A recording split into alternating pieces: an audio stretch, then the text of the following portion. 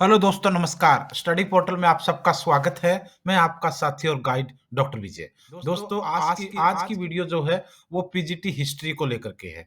चाहे आप डीएसएस में पीजीटी हिस्ट्री देना चाहते हो, चाहे केवीएस के अंदर, चाहे एनवीएस के अंदर, ईएमआरएस के अंदर, या फिर अलग-अलग राज्यों में, यूपी में, पंजाब में, हरियाणा में, राजस्थान में, या ऑल ओवर इंडिया में, जहां भी आप पीजीटी टीचर या के रूप में हिस्ट्री में, या लेक्चरर के रूप में, या स्क्रीनिंग हिस्ट्री के रूप में, जहां भी आपको अप्लाई करना है, ये वीडियो आप लोगों के लिए रामबाण होने वाली है।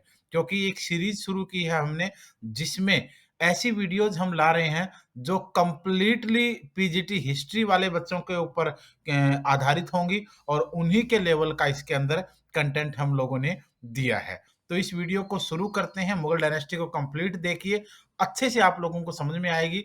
इसके अलावा ऑल ओवर इंडिया में हमारा स्टडी मटेरियल जाता है कोरियर से, जिसको इस नंबर पर कॉल या व्हाट्सएप पर बात करके मंगवा सकते हैं। ये डीएसएसबी, केवीएस, एनवीएस सबके अपने अपने सेट होते हैं। इस तरीके की बुकलेट का पूरा सेट होता है, इसको आप लोग मंगवा सकते हैं। और अगर कंटेंट की बात करें तो हिस्ट्री के कंटेंट ये हमारा हैंड रिटन नोट्स है पूरे का पूरा, जो साथ में आएगा, जिसको आप लोग अच्छे से देख सकते हैं, अच्छा अंडरस्टैंडेबल होगा।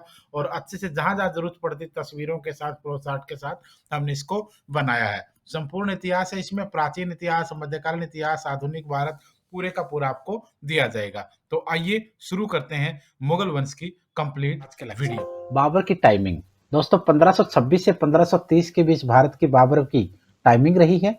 बाबर का जन्म अगर देखा जाए तो 1480 ईस्वी में हुआ था। 14 वर्ष की उम्र में 1494 में वो बाबर ट्रांस आक्सियाना के फरगना नामक रियासत का राजा बना। बाबर ने भारत पर पहला आक्रमण 1518 में भीरा के किले पर किया। भीरा का किला दोस्तों आगरा के पास पड़ता था।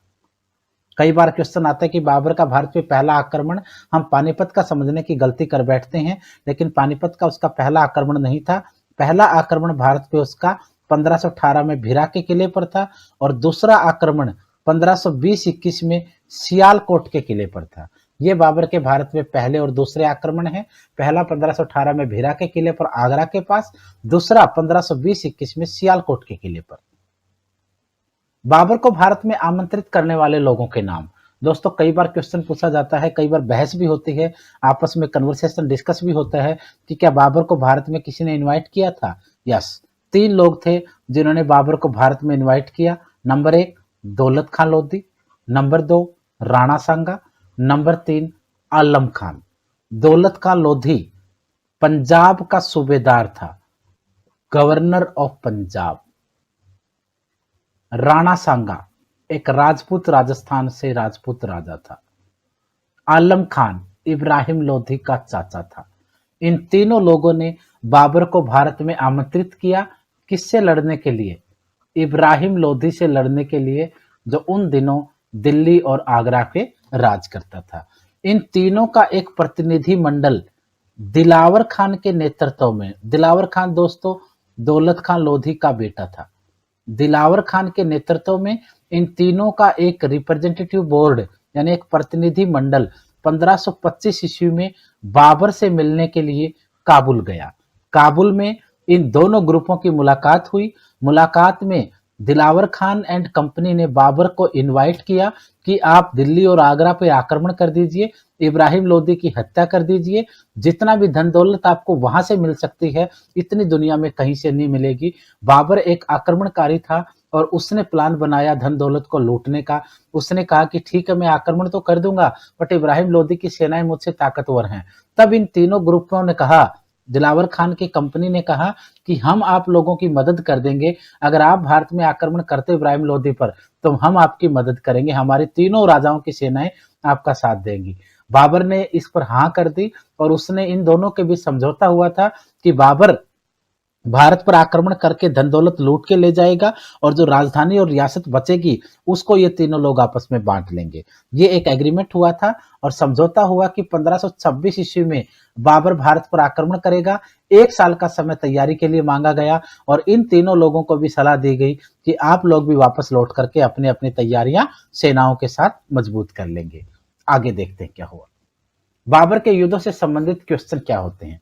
दोस्तों 1526 से लेकर 1530 तक बाबर के कंटिन्यू क्वेश्चन बनते हैं। 26, 27, 28, 29 और 30। पहले 26 में देखेंगे तो पानीपत का पहला युद्ध, 27 में खानवा का युद्ध, 28 में चंदेरी का युद्ध, 29 में घाघरा का युद्ध और 30 में इसकी मृत्यु होती है। इसमें कई बार सीरियल आता है, युद्धों का सीरियल आता है। कभी पूछते हैं 26 में कौन सा हुआ, 28 में कौन सा हुआ, 27 में कौन सा हुआ। कभी पूछते हैं खानवा का कब हुआ, चंदेरी का कब हुआ। तो इस टाइप से कई बार सीरियल के ऊपर क्वेश्चन बनते हैं। दोस्तों इसके लिए हम आपके लिए ट्रिक लेके आए हैं।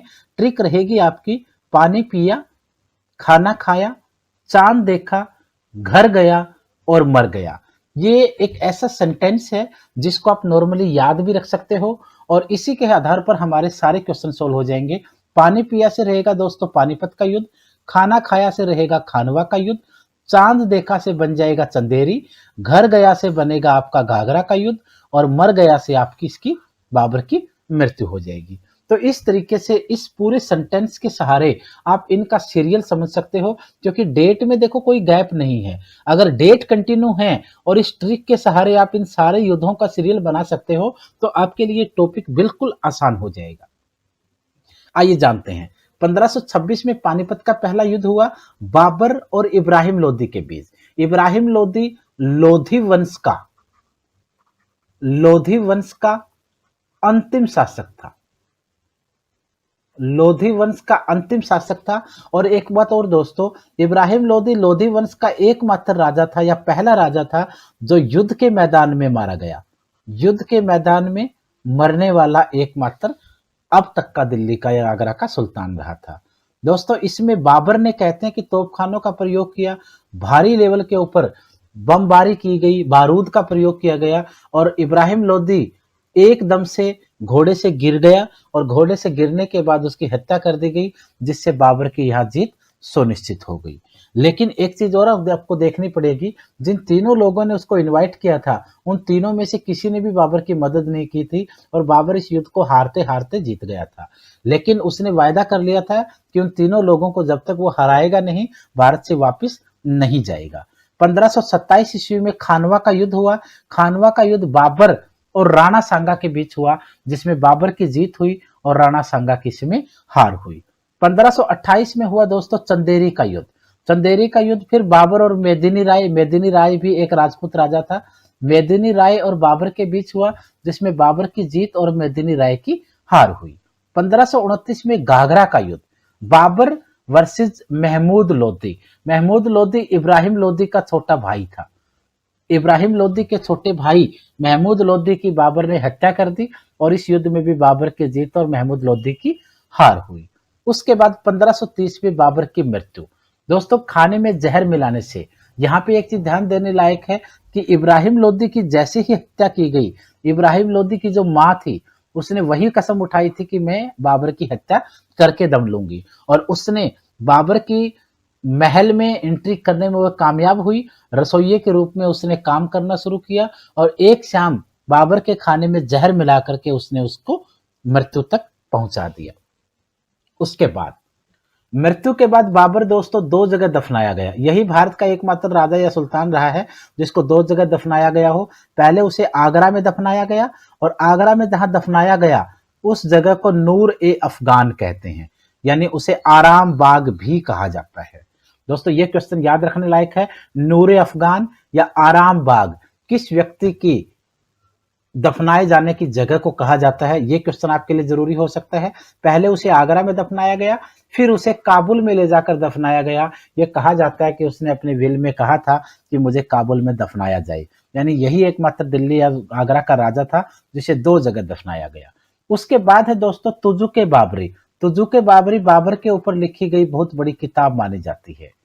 गजे बाबरी, बाबर का रोड यानी सड़क को मापने का पैमाना, सड़क मापने का पैमाना, दो चीज ध्यान रखना है।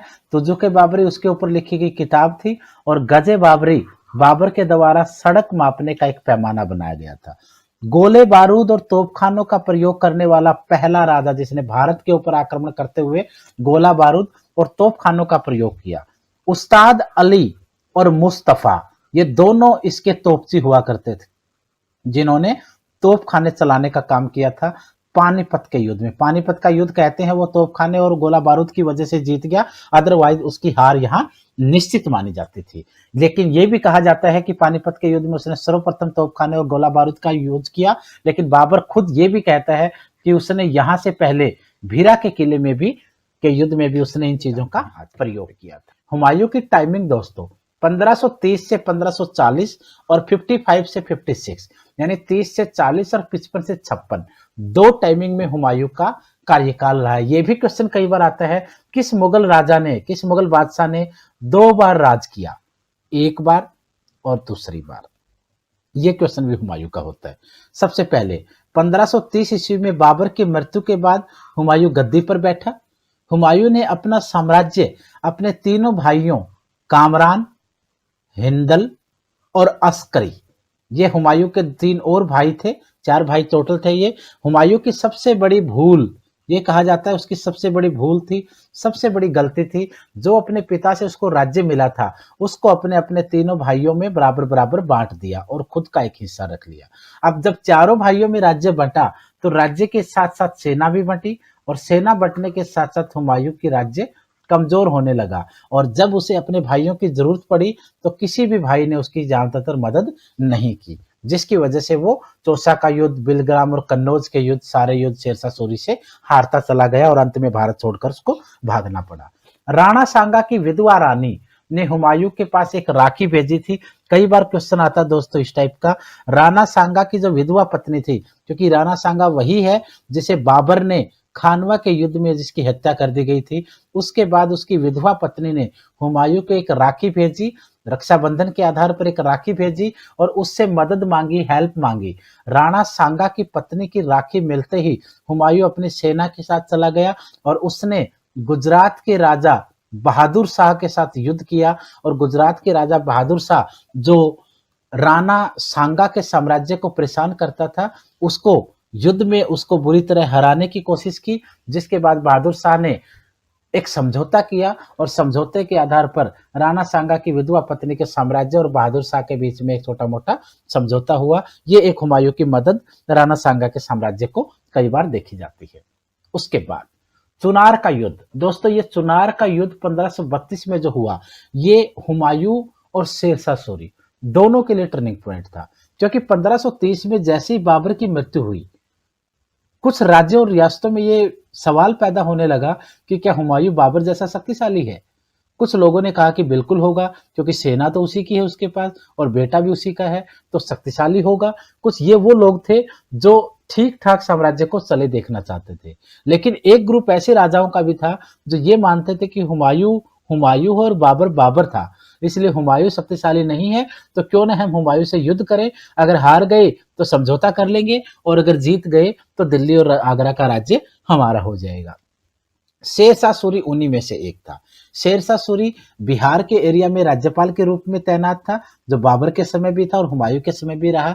शेरशाह सूरी पहला व्यक्ति था जिसने हुमायूं के खिलाफ विद्रोह कर दिया, और ये विद्रोह जब हुआ तो हुमायूं के लिए ये टर्निंग पॉइंट था। हुमायूं की यह अग्नि परीक्षा थी। अगर हुमायूं इस युद्ध में शेरशाह सूरी को सबक सिखा देता तो आगे कोई भी छोटा मोटा राज्यपाल या गवर्नर हिम्मत नहीं करता विद्रोह करने की, और अगर यहाँ हुमायूं शांत बैठ जाता तो एक के बाद एक विद्रोह होते जिसको दबाना उसके लिए मुश्किल हो जाता। तो हुमायूं ने अपनी पूरी मुगल सेना ली और शेरशाह सूरी के ऊपर अटैक कर दिया। चुनार के किले से शेरशाह सूरी राज्य चलाता था।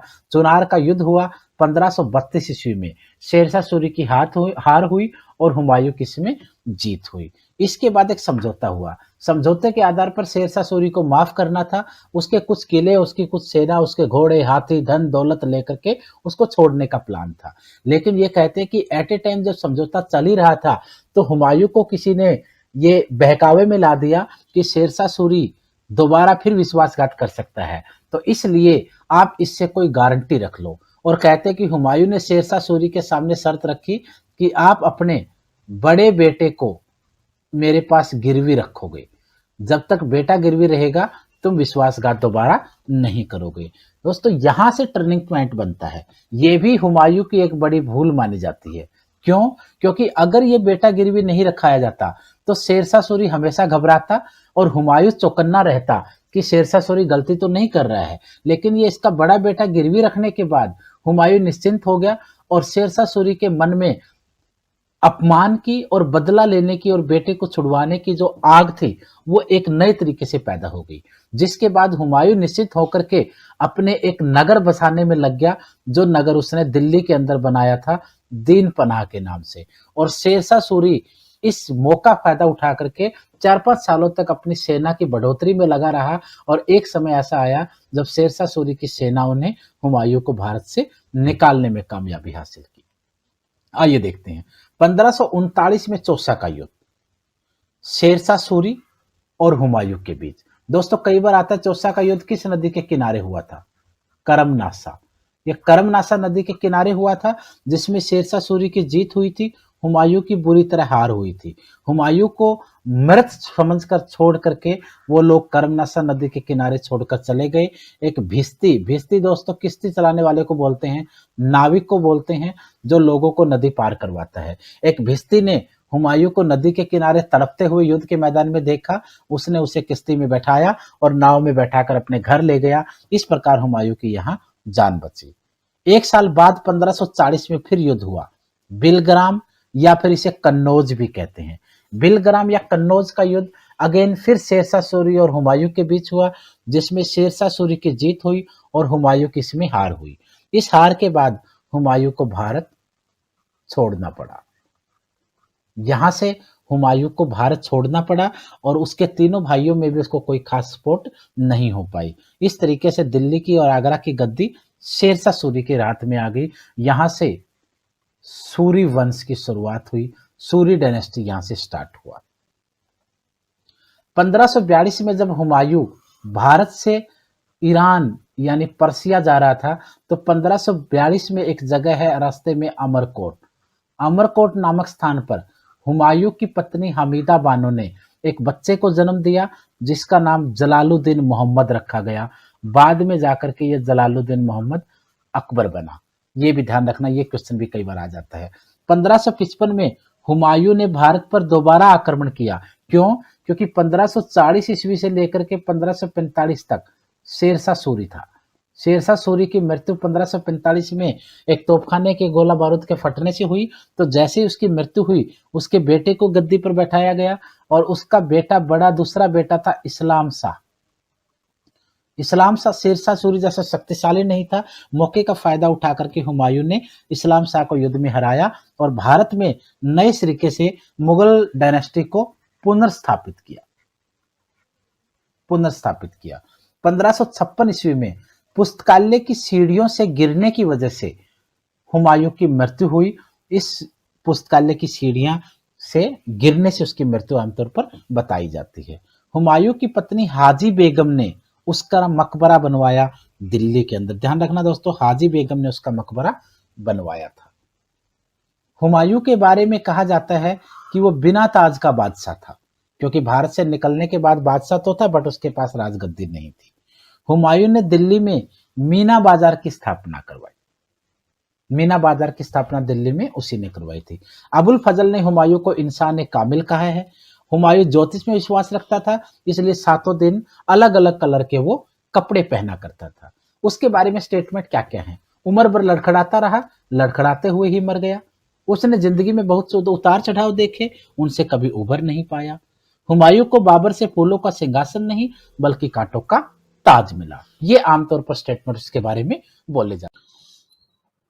अब दोस्तों आज हम बात करेंगे अकबर के बारे में। अकबर का कार्यकाल, जैसा आप लोग बाबर का, हुमायूं का कार्यकाल आपने देखा, अकबर का कार्यकाल उससे थोड़ा अलग है, क्योंकि अकबर एक ऐसा राजा माना जाता है जिसको मुस्लिम समुदाय तो उसको समर्थन करता ही करता था, कुछ हद तक हिंदू समुदाय ने भी समर्थन किया, चाहे वो उसकी पॉलिटिक्स ही रही, बट कुछ हद तक हिंदुओं को वो अपने पक्ष में ला पाया।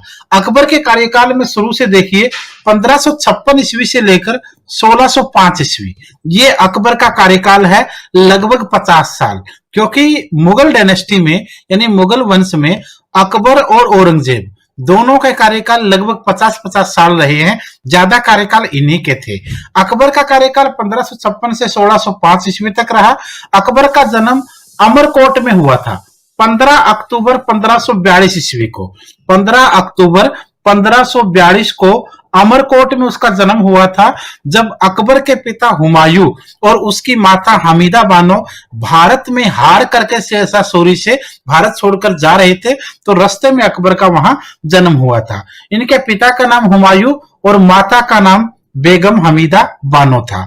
पिता तैमूर के खानदान से संबंध रखता था, तो माता का संबंध जो है वो चंगेज खान से था। देखिए, माता चंगेज खान के वंश से थी, पिता तैमूर खान के वंश से था, और इसलिए जो अकबर था उसका संबंध तुर्कों से भी था और मंगोलों से भी था। दोनों चीज आपको यहां पर देखने को मिलेंगी। इसके बाद अकबर के राज्याभिषेक की अगर बात करें, क्योंकि 1556 में जब हुमायूं ने दोबारा सत्ता स्थापित कर ली, तो अपने महल के अंदर पुस्तकालय की सीढ़ियों से गिरने से जब हुमायूं की मृत्यु हुई, तो उसके बाद राजपाट अकबर के हाथों आना था।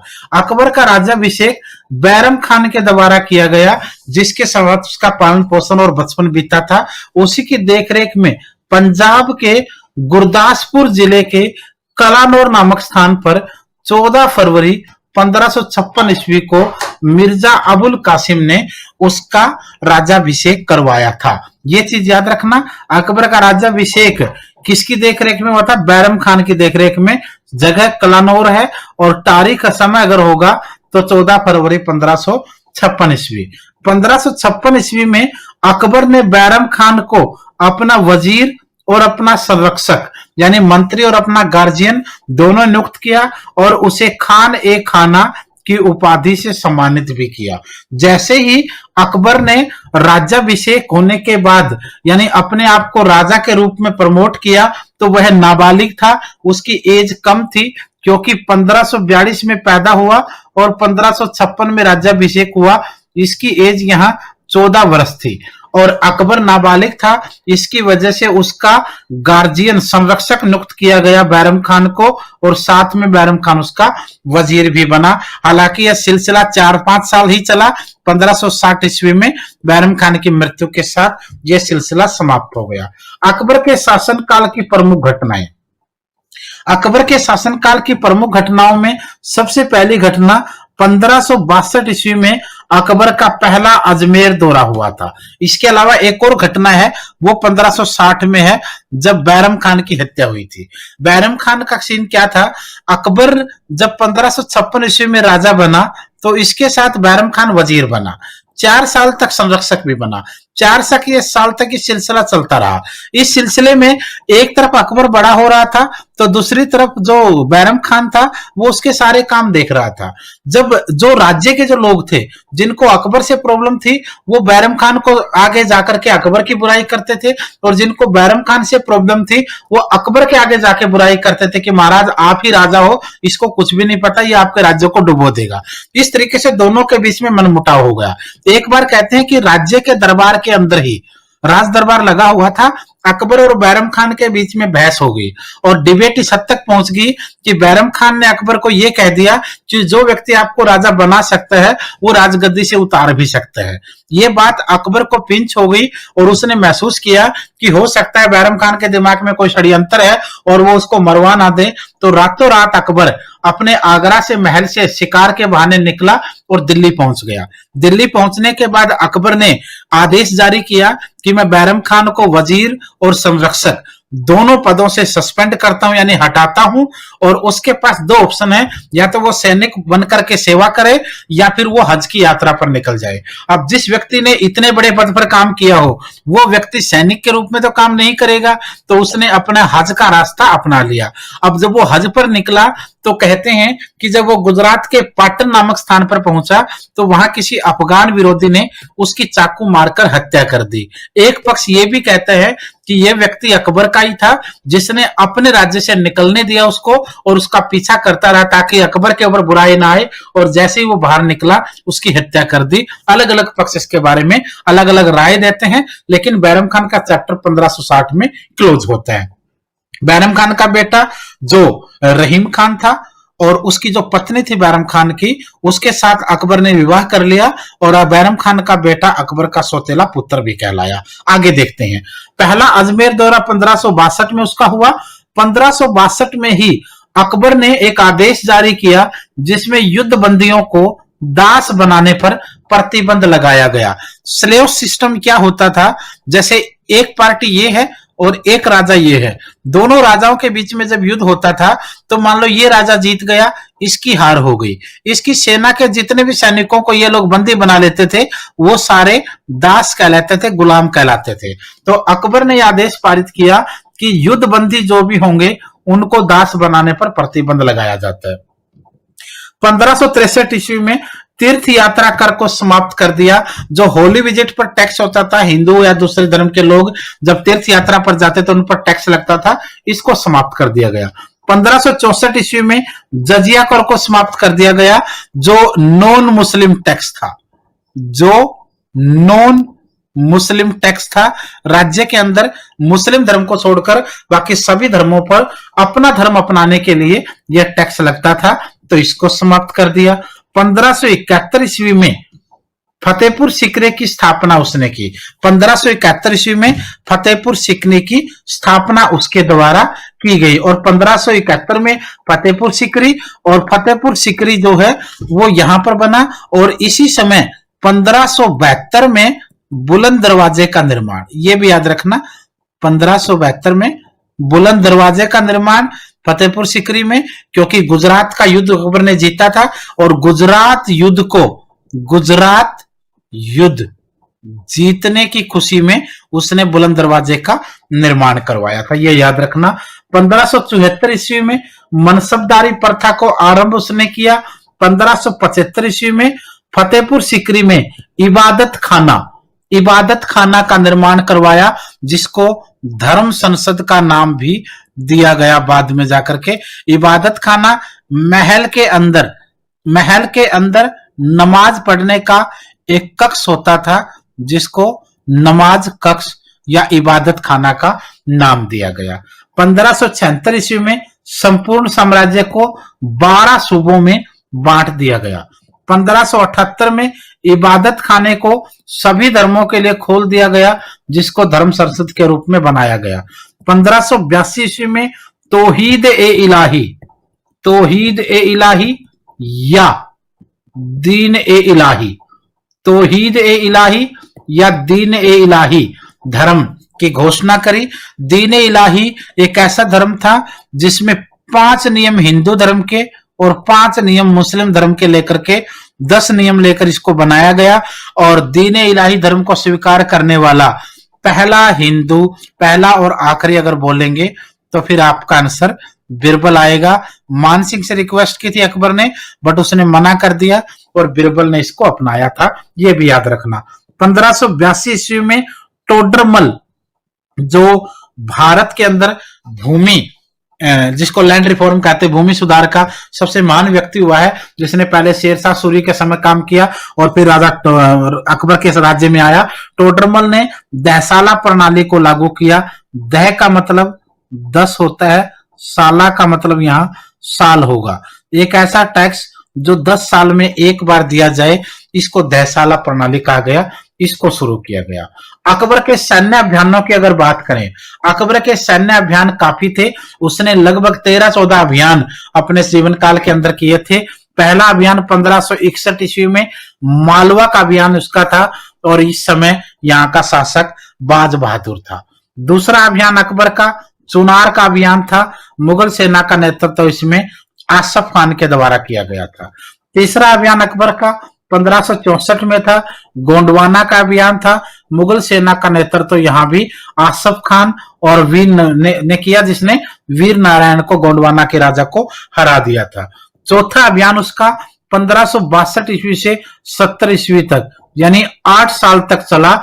इस अभियान में राजपूत राज्यों को अकबर ने अपने अधीन किया था, जिसमें आमेर 1562, मेड़ता 1562, मेवाड़ 1568, हल्दी घाटी का महाराणा प्रताप के साथ युद्ध 1576, रणथंभौर 1569, कालिंजर 1569, मारवाड़ 1570, जैसलमेर 1570 और बीकानेर का युद्ध 1570। ये राजपूत अभियान थे उसके, जिसमें हल्दी घाटी का युद्ध महाराणा प्रताप वाला ये सर्वश्रेष्ठ था।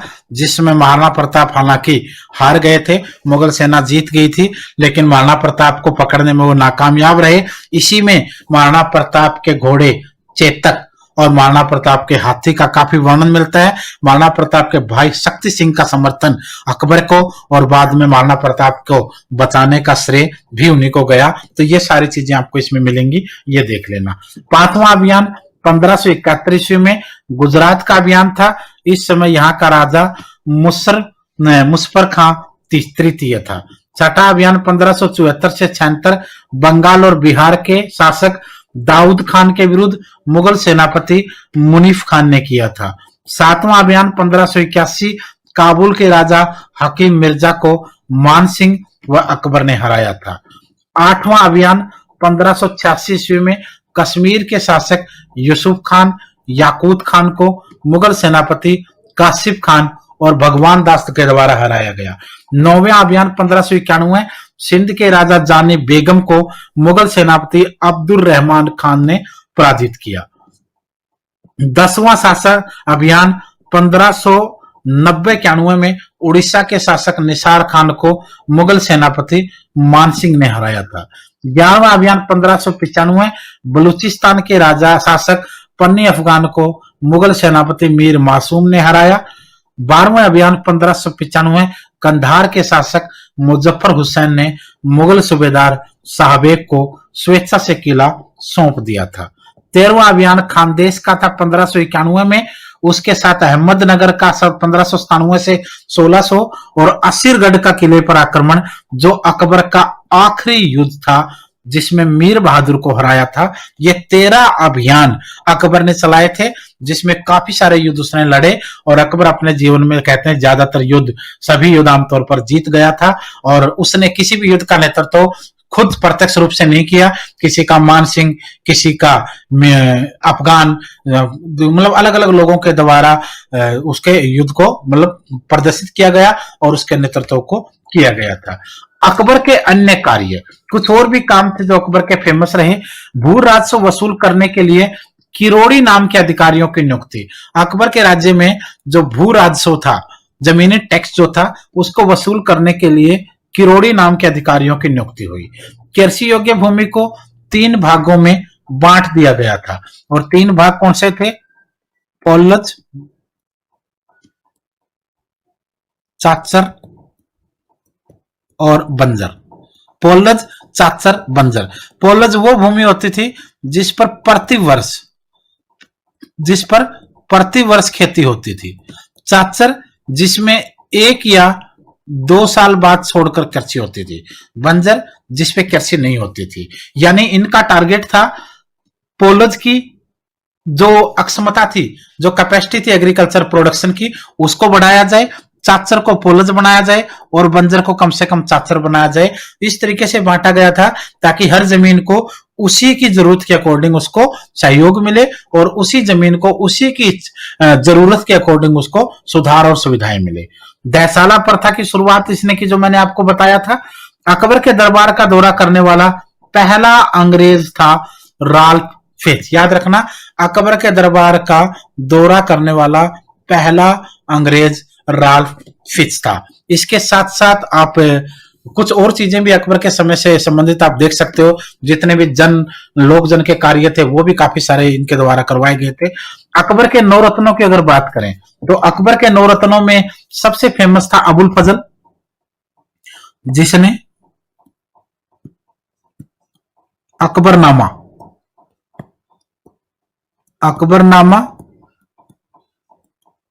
और आईना ए अकबरी लिखी थी। ये आ जाएगा। सेकंड नंबर पे आएगा फैजी, जो अबुल फजल का छोटा भाई था, और अकबर ने फैजी को अपने बेटे सलीम यानी जहांगीर का गुरु भी बनाया था। ये काफी इंटेलिजेंट व्यक्ति माना गया। तीसरा नाम था बिरबल। बिरबल जो अकबर का सहयोगी था, साथी था, संकट मोचक के रूप में था, जिसने दीन ए इलाही धर्म को स्वीकार करने वाला पहला हिंदू भी कहलाया। चौथे नंबर पर था टोडरमल, जो अकबर का वित्त और एग्रीकल्चर मंत्री था, जिसने दहसाला प्रथा और एग्रीकल्चर रिफॉर्म करवाए थे। 5वें नंबर पर राजा मानसिंह था, जो अकबर के लिए एक अच्छे सच्चे सलाहकार के रूप में रिलेटिव होने के नाते उसको समर्थन था। 6ठे नंबर पर था तानसेन, जो बड़ा संगीतज्ञ रहा, म्यूजिशियन रहा, ग्रेट। रहीम खान, खाने खाना,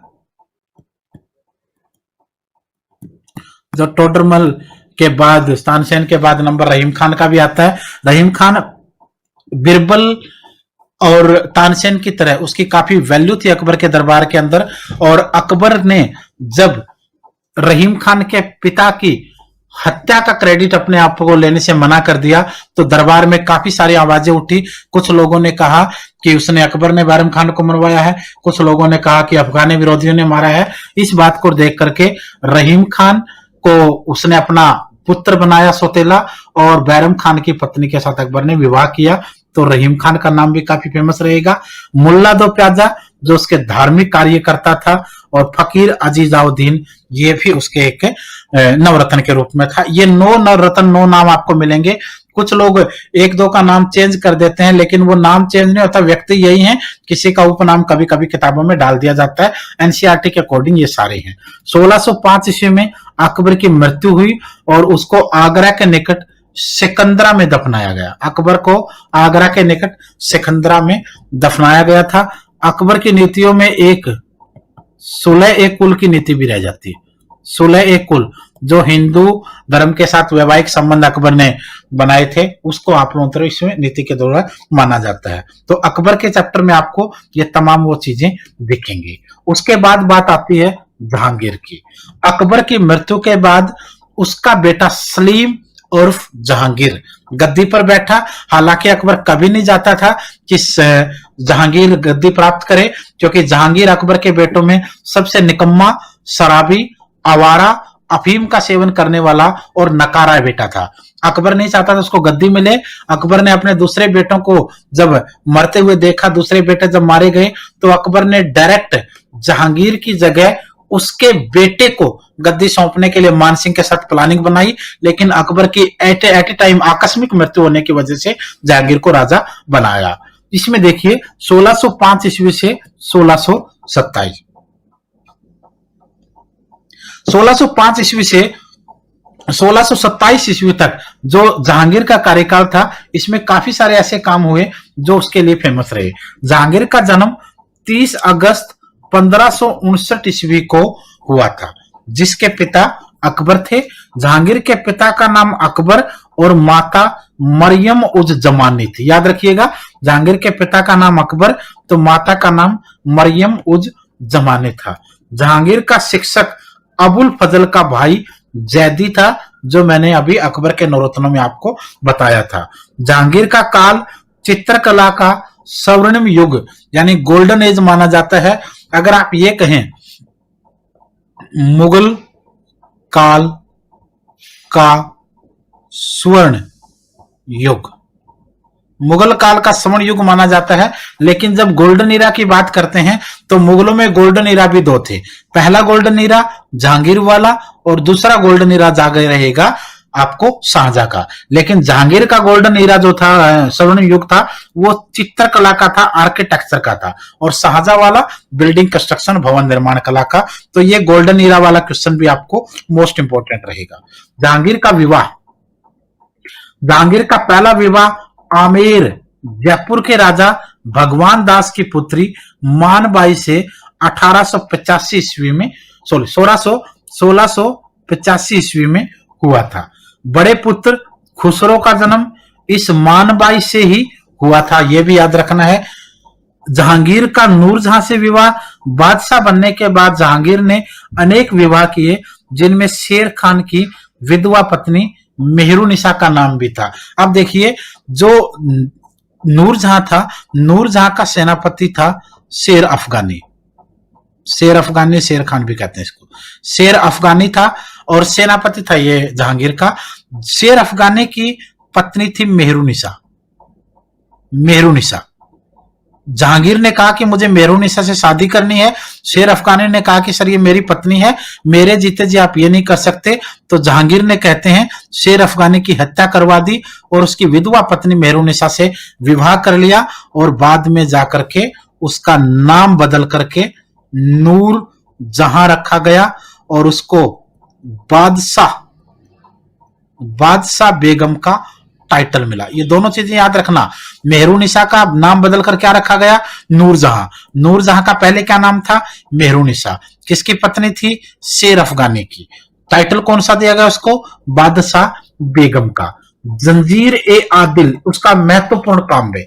जंजीर ए आदिल, जहांगीर ने आगरा के किले से कुछ दूर एक स्थान से आगरा के किले तक घंटियां लगवाई, जिसमें एक स्वर्ण जंजीर यानी गोल्डन चेन ऑफ जस्टिस जिसको कहा गया थी। पीड़ित व्यक्ति घंटी बजाकर सीधे बादशाह से फरियाद कर सकता था। इसका लॉजिक क्या मैं बता देता हूं। इसमें क्या था, जैसे मान लो ये है, ये राजा का महल है। अब यहां पर किसी जगह पर कोई दीवार पर एक घंटी लगा दी जाती थी, एक जंजीर होती थी सोने की, उसके ऊपर घंटियां लगी होती थी और इसकी कनेक्टिविटी राजा के महल यानी उससे कमरे तक होती थी। जब भी राज्य का कोई विरोध में कोई अपराधी होता था या फिर कोई ऐसा व्यक्ति होता था जो जनता को तंग करता था, या राजा के मंत्री संतरी वजीर जब जनता को तंग करते थे, तो जनता को जब इसकी शिकायत करनी होती थी, वो इस घंटी को चैन को हिलाकर घंटी बजाता था, जिसकी बात राजा तक पहुंचती थी और राजा सामने आकर के उसकी फरियाद सुन करके उसके साथ न्याय करता था। इस वजह से इसे न्याय की जंजीर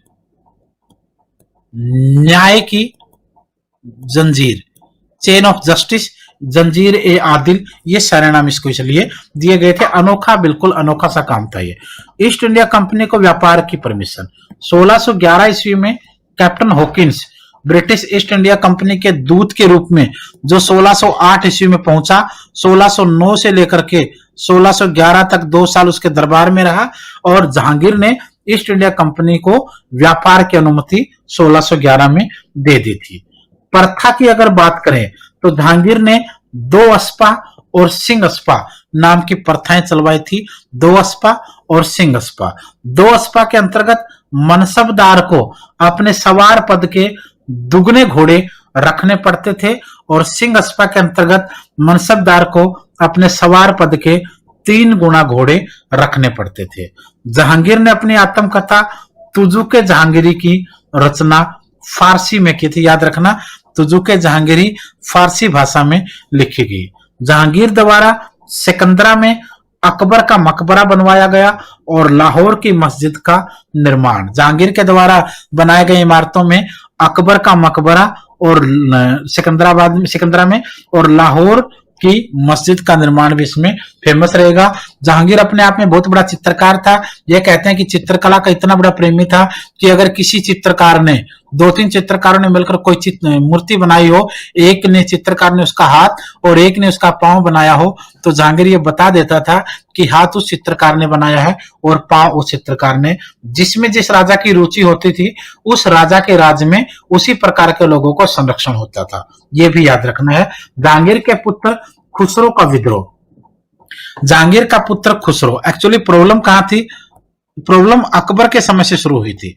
अकबर के जितने भी बेटे थे उनमें सबसे नाकारा जहांगीर था। सबसे नाकारा जहांगीर था। बाकी बेटों के युद्धों में जब मृत्यु हो गई तो अकबर ने प्लान बनाया कि जहांगीर तो सबसे नाकारा है, उसको तो हम गद्दी नहीं देंगे। तो जहांगीर का जो बेटा था खुसरो, उसकी प्लानिंग चली अकबर की कि अकबर चाहता था कि जहांगीर को हम बिल्कुल बाइकाट कर देते हैं और सीधा राजगद्दी हम खुसरो को देंगे। और खुसरो का पालन पोषण किसके पास हो रहा था? राजा मानसिंह के पास हो रहा था। ये प्लानिंग चल रही थी, मानसिंह के पास प्लानिंग हो रही थी। तो अब जब इतना सारा काम हुआ तो खुसरो के दिमाग में वो सारी चीजें भर दी गई जो जहांगीर के खिलाफ थी।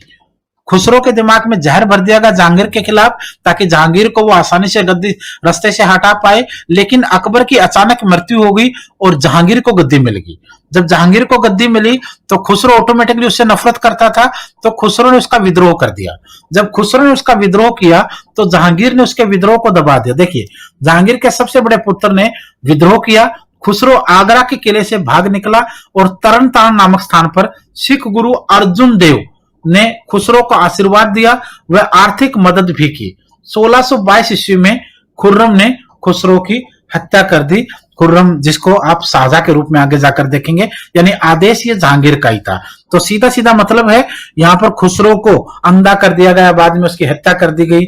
ये जहांगीर के सारे प्लान थे और इसी प्लान में सिख गुरु जो अर्जुन देव था उसकी भी हत्या कर दी गई, क्योंकि जहांगीर ने जब ये पता लगवाया कि खुसरो ने विद्रोह जो किया है उसमें किसने उसकी मदद करी, तो पता चला कि जहांगीर ने सिख गुरु अर्जुन देव को इसलिए मरवा डाला क्योंकि सिखों व मुगलों में इसकी वजह से आगे कटुता तो हुई, लेकिन लॉजिक क्या था, जो खुसरो था, खुसरो अर्जुन देव के पास गया था और अर्जुन देव ने उसको मदद करी थी। जब जहांगीर ने इस बात की जांच करवाई तो उसको पता चला कि खुसरो को उकसाने और उसको मदद करने वाला अर्जुन देव ही था। तो जहांगीर ने उसकी हत्या के आदेश दे दिए, बंदी बना लिया गया।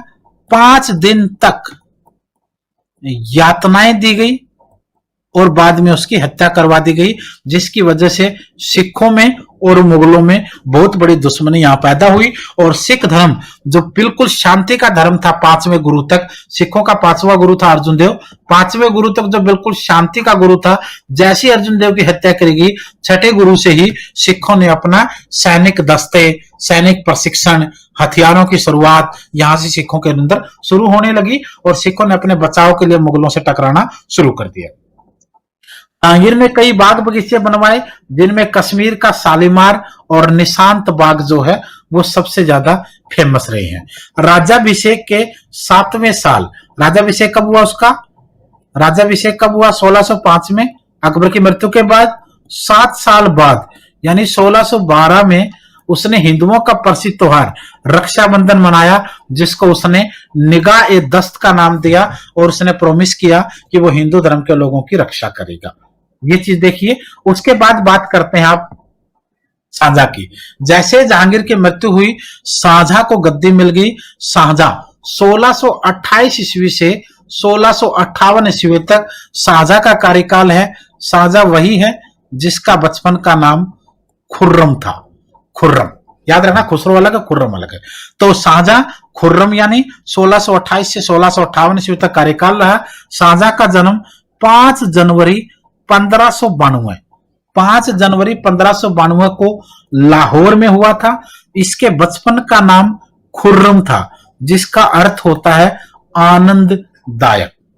शाहजहां के पिता का नाम जहांगीर और माता का नाम जोधाबाई था।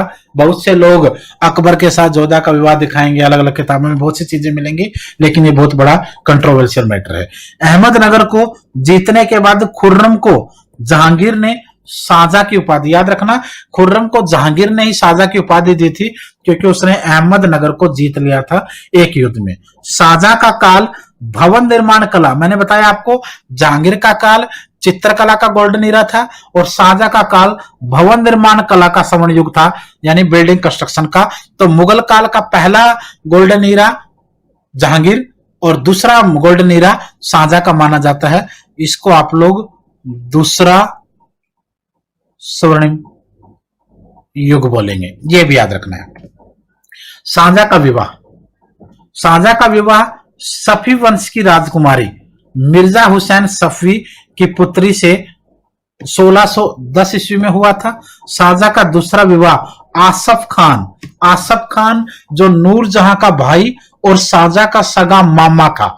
शाहजहां का दूसरा विवाह अपने सगे मामा आसफ खान की पुत्री अर्जुमंद बानो के साथ हुआ था, जिसका बाद में जाकर के मुमताज महल के रूप से नामकरण किया गया या नाम बदला गया।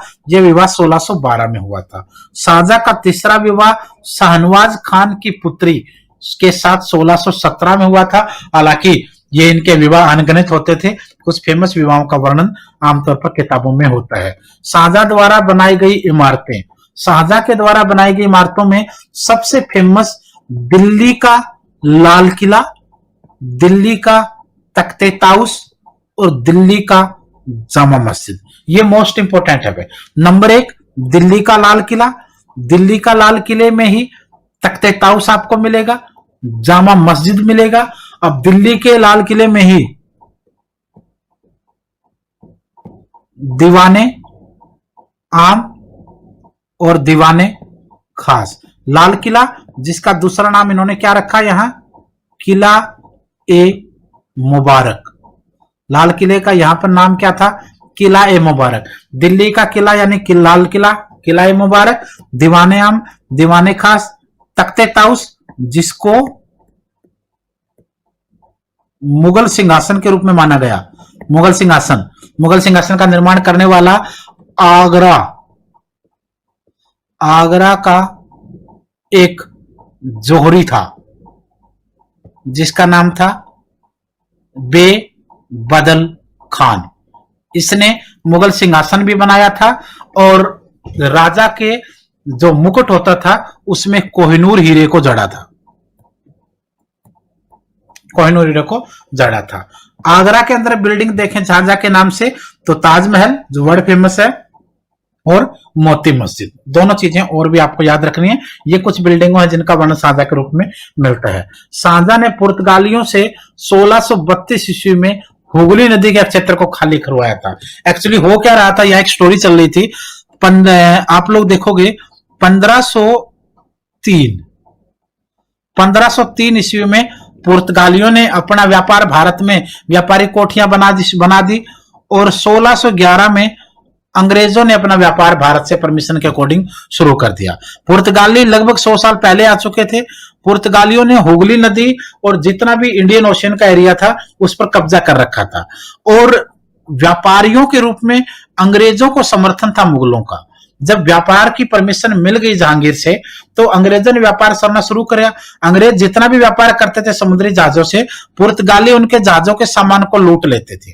अब जब तक जहांगीर का काम था तब तक तो अंग्रेज सहते रहे, लेकिन जब शाहजहां का शासनकाल आया तो अंग्रेज काफी दुखी हुए और उन्होंने राजा से मिलने की कोशिश करी। उन्होंने एक बार कहते हैं कि 1632 में अंग्रेज ब्रिटिश ईस्ट इंडिया कंपनी के अधिकारी शाहजहां के पास गए और उसे कहा कि महाराज लो, आप अपनी परमिशन व्यापार के आपके वापस करते हैं और हम इंग्लैंड वापस जा रहे हैं। शाहजहां ने पूछा कि क्या हुआ। उन्होंने कहा कि सर हमारा सामान समुद्र में लूट लेते हैं तो हम व्यापार कैसे करेंगे। तो शाहजहां ने पूछा कि ऐसा कौन करता है, तो उन्होंने कहा कि ये सब पुर्तगाली करते हैं और कहते हैं कि शाहजहां को गुस्सा आया और उसने अपनी मुगल सेना को आदेश दे दिया और हुगली नदी के किनारे कलकत्ता और बंगाल के अंदर जितने भी पुर्तगाली थे उन सब की बस्तियों को नष्ट कर दिया गया, क्योंकि पुर्तगालियों ने काफी सारे समुद्र डाकू समुद्र के अंदर बंगाल की खाड़ी और हिंद महासागर में छोड़ रखे थे, जिनकी वजह से सारा काम हो रहा था। इस नीति को पुर्तगालियों ने ब्लू वाटर पॉलिसी भी कहा था।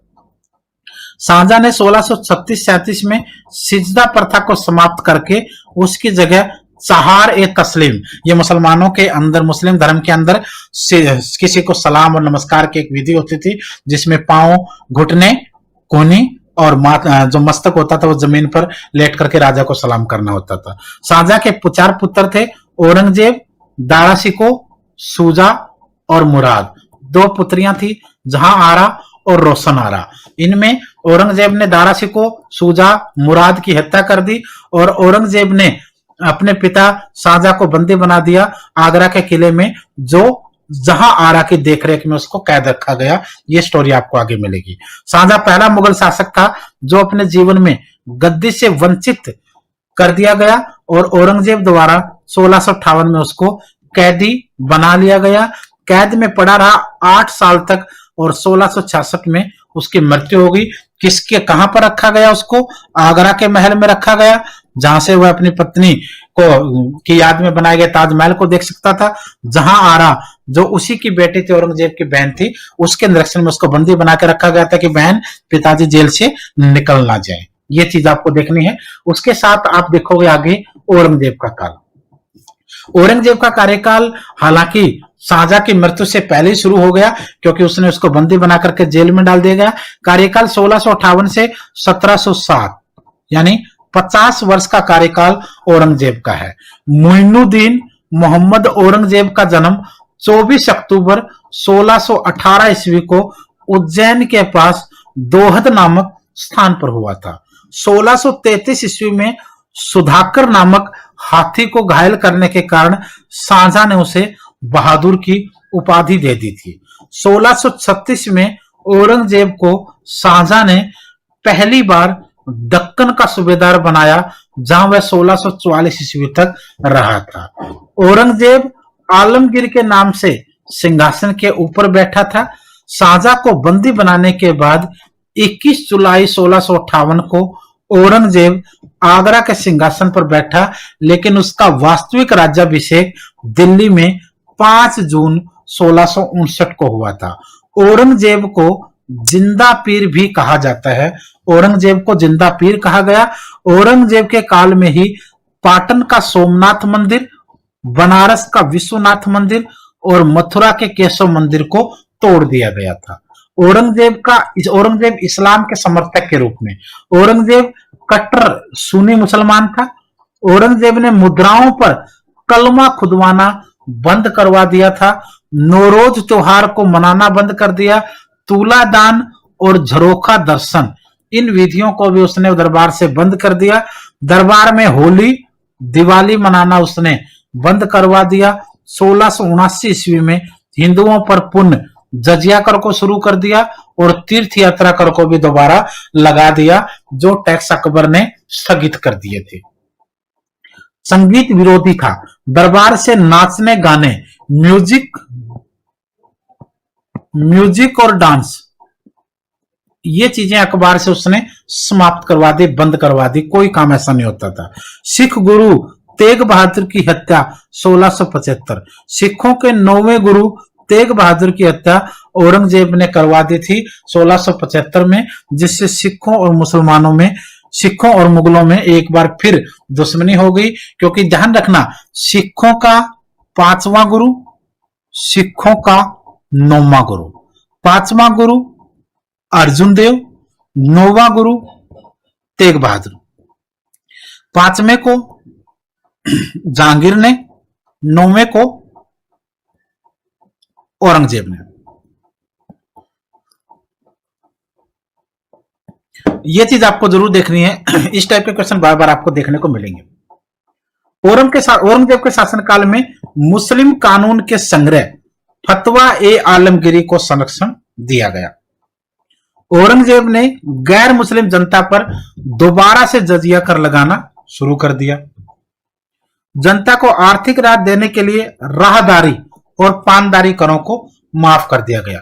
1707 में औरंगजेब की मृत्यु हो गई और मुगल वंश का पतन यहां से शुरू हो गया। औरंगजेब के बाद अगला नंबर आता है बहादुर शाह का, क्योंकि वैसे तो ये कहा जाता है कि मुगल वंश 1526 ईस्वी से लेकर 1707 ईस्वी तक ये मुगल वंश का सबसे स्ट्रॉन्ग पीरियड माना जाता है, बाबर से लेकर औरंगजेब तक।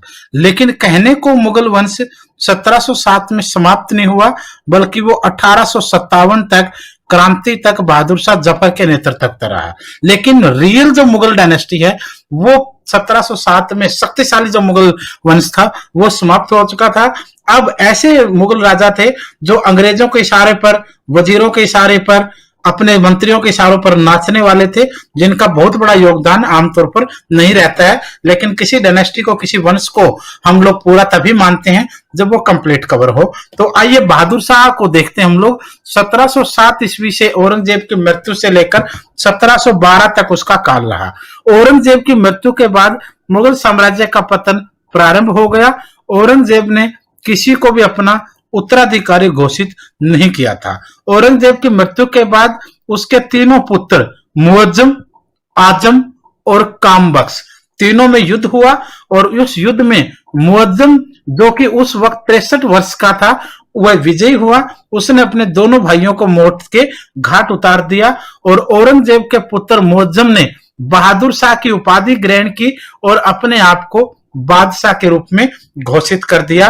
तो ये जो मुअज्जम था औरंगजेब का बड़ा बेटा, यही बादशाह बना और इसी ने अपने आप को बहादुर शाह की उपाधि देकर के 1707 ईस्वी से लेकर 1712 ईस्वी तक मुगल वंश के रूप, शासन के रूप में काम किया। बहादुर शाह प्रथम भी इसको कहा गया, शाह आलम प्रथम के नाम से भी इसको जाना गया। दोनों नाम याद रखना, बहादुर शाह प्रथम बोले या शाह आलम प्रथम बोले, दोनों का नाम आपको यहाँ पर, ये दोनों इसी के नाम है। उसके बाद नंबर आता है जहांदार शाह का कार्यकाल। जहांदार शाह 1712 ईस्वी से 1713 ईस्वी तक मुगल वंश के राजा के रूप में हुआ। जहांदार शाह बहुत ही दुर्बल और चरित्रहीन व्यक्ति था, जिसके कारण इसके प्रशासन की बागडोर उसके वजीर जुल्फिकार खान के हाथ में थी।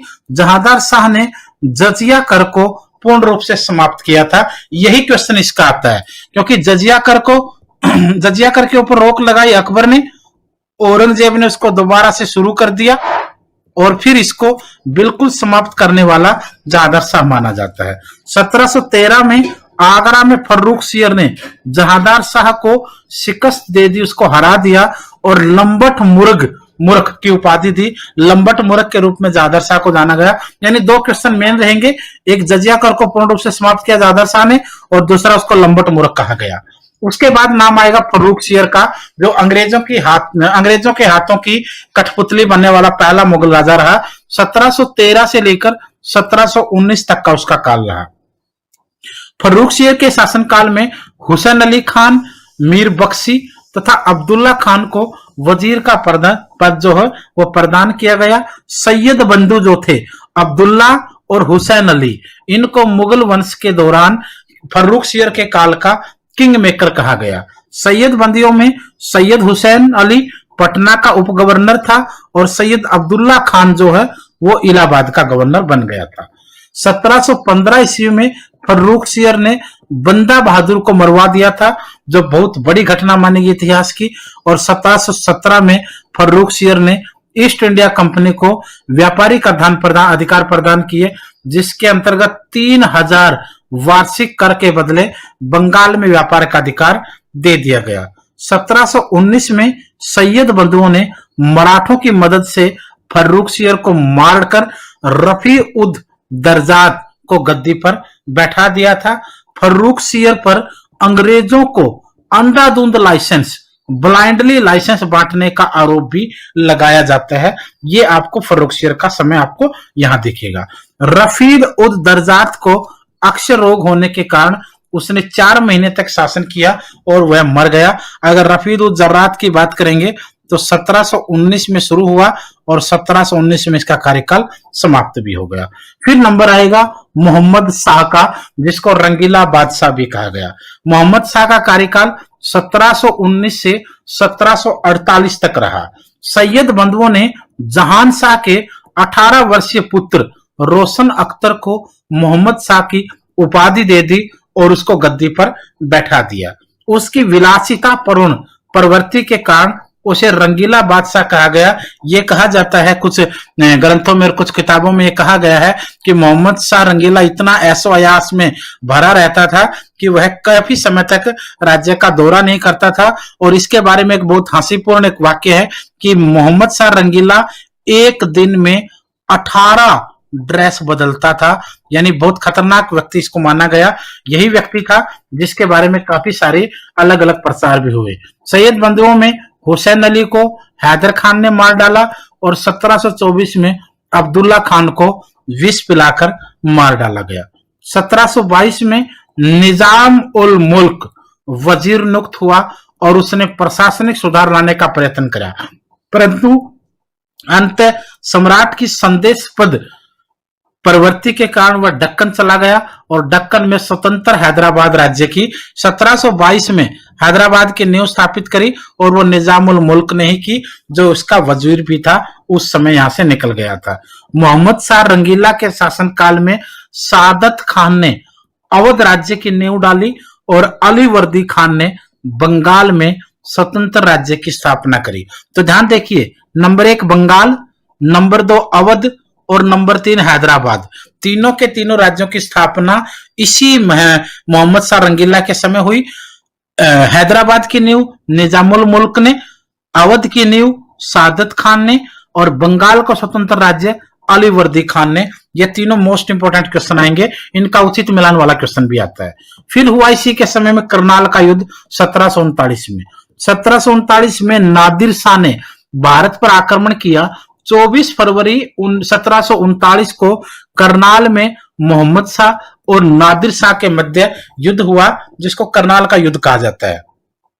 इसके पीछे की स्टोरी ये मानी जाती है कि नादिर शाह जो ईरान का एक आक्रमणकारी था, ईरान से आया था, उसने पहले अफगानिस्तान पर आक्रमण किया था और जब उसने अफगानिस्तान पर आक्रमण किया तो मोहम्मद शाह से उसका संपर्क हुआ और मोहम्मद शाह ने ये वचन दिया था कि वह अफगानिस्तान के किसी भगोड़े को भारत में शरण नहीं देंगे और न ही काबुल तक आने देंगे।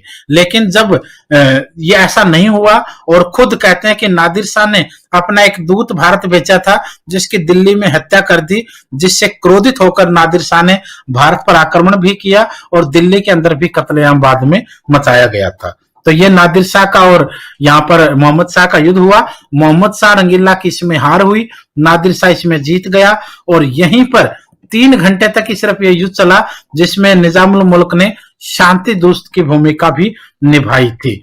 इसी के समय दिल्ली में कुछ मुगल सैनिकों ने फारसी सैनिकों का वध कर डाला था, जिससे क्रोधित होकर नादिर शाह ने दिल्ली में कत्लेआम मचाया।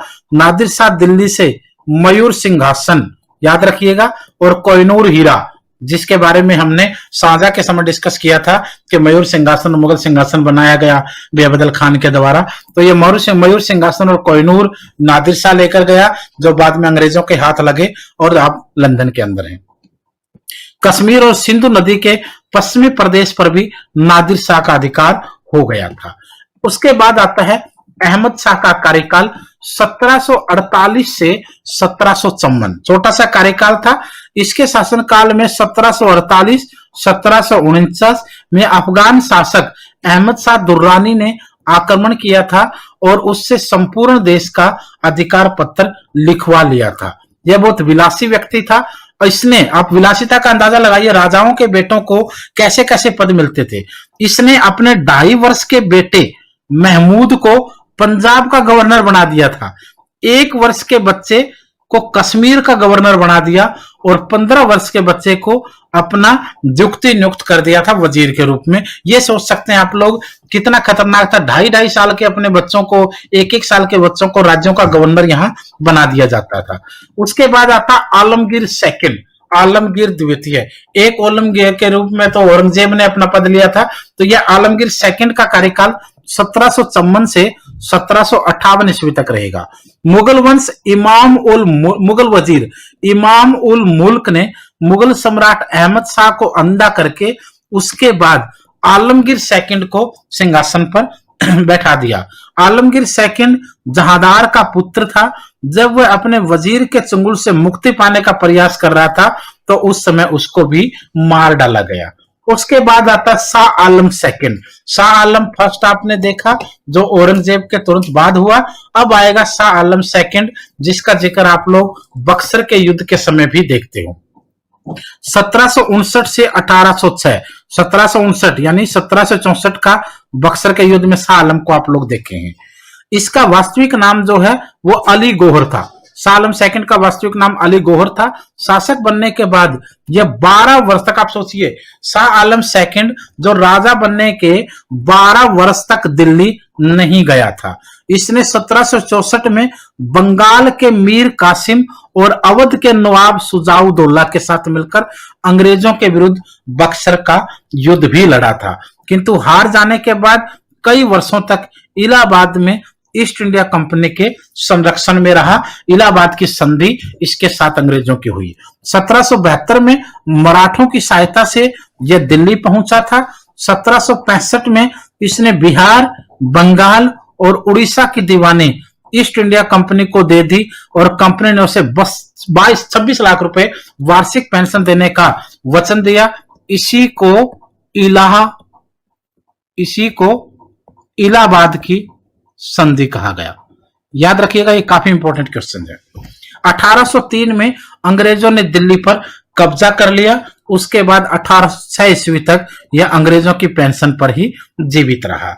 उसके बाद नाम आएगा अकबर सेकंड का। याद रखिएगा, अकबर सेकंड भी हुआ है। अकबर फर्स्ट तो हुआ है, अकबर जो खुद अकबर था, वैसे अकबर सेकंड भी हुआ है। उसी तरीके से आलमगीर जो खुद औरंगजेब था तो आलमगीर सेकंड भी हुआ है।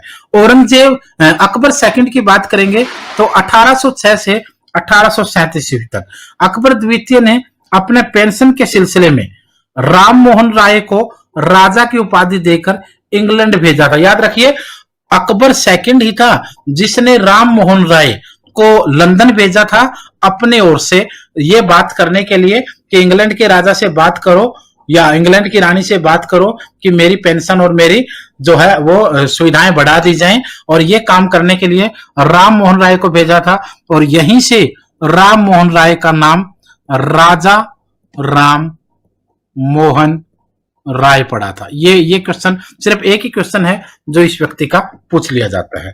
उसके बाद है बहादुर शाह जफर, एक ऐसा व्यक्ति जिसने प्लान बना लिया था कि वो म्यूजिक का तो उसको शौक था ही था, एक बहुत बड़ा शायर भी था वो। और उसने जब 1857 की क्रांति में भारतीय जनता, भारत के सारे राजा और सेना लड़ने के लिए तैयार हुई, तो सारे की सारी सेना और राजा बहादुर शाह के पास जो उस समय दिल्ली में था वहां पहुंचे और उसे कहा गया कि आप 1857 की क्रांति का हमारा नेतृत्व कीजिए अंग्रेजों के खिलाफ। तो बहादुर शाह जफर ने हंसी हंसी स्वीकार कर लिया, हालांकि उसको पता था कि वो मारा जाएगा, लेकिन उसने कहा था कि मेरे मुगल पूर्वजों ने भारतीयों पर जो अत्याचार किए हैं, मैं ऐसा नेतृत्व करके उनके जो अत्याचार हैं उनका कर्ज चुकाना चाहता हूं।